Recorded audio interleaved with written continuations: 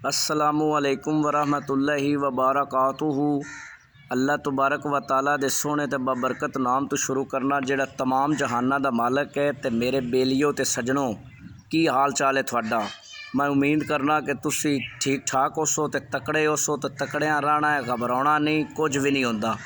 तो चलो अज दी गल बात शुरू करने हैं। कहानी कुछ इंज है। कहानी सुनाने तो पहले ज़रा थोड़ी जी तकलीफ़ करनी है कि मेरे चैनल नू सबसक्राइब भी करना है, लाइक भी करना है, तो घंटी वाले बटन नू लाजमी दबा लेना है। तो ईमानदारी की गल है, हुंदा कुछ भी नहीं। अगर तुसी उंगली ला लेना, थोड़ी जी उंगली लानी है तो मेरा काम हो जाना है, तो थानू कुछ भी नहीं होना।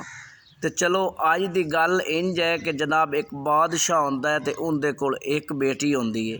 तो उनकी जिहड़ी बेटी होंदी है ना, वो बड़ी लाडली होंदी है, तो बादशाह उन्होंने बड़ा प्यार करता है।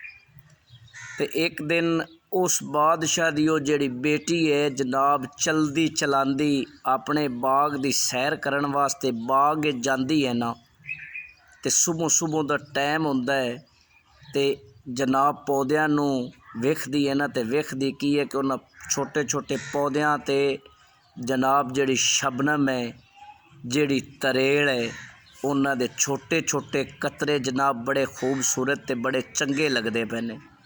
तो जदों वेखदी है ना, तो जिद करना शुरू कर देंदी है कि मैनू इन्हां मोतियां दा, इन्हां कतरियां दा, ये शबनम दा हार बना के दिता जाए।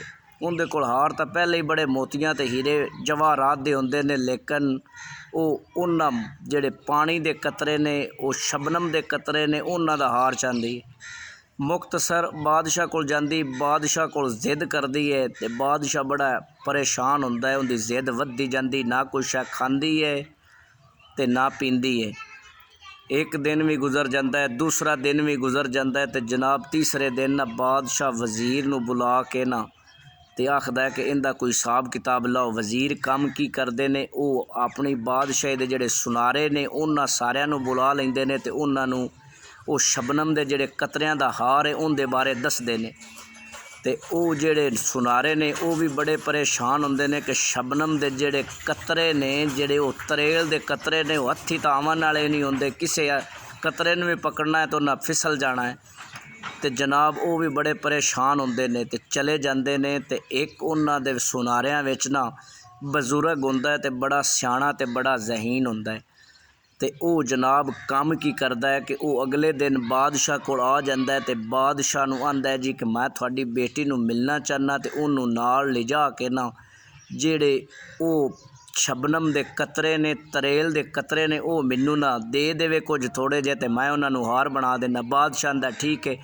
बादशाह अपनी बेटी दे नाल वो सुनारे नू भेज देंदा है।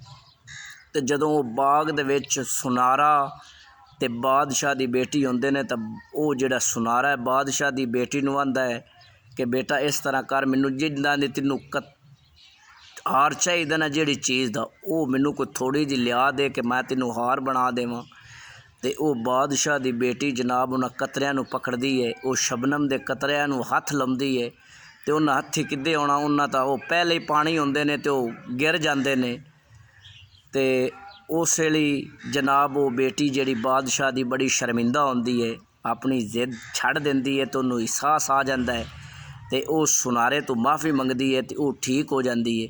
तो दोस्तों ते बेलियो ते सजनों, गल करन दा मतलब ये है कि जिहड़ी ये जिद है ना, बेवजह जिद, जिहड़ी ये जिद है, ये इंसान नू पता नहीं किद्दू तो किद्दे लेके चली जाती है। ये बंदे मरवा देंदी है, लड़ाइयाँ शुरू करवा देंदी है।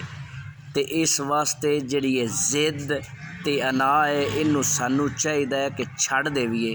अगर इस जिद ते अना नू असी छड़ दिता ना, तो इंशाअल्लाह असी कामयाब इंसान बन जावांगे।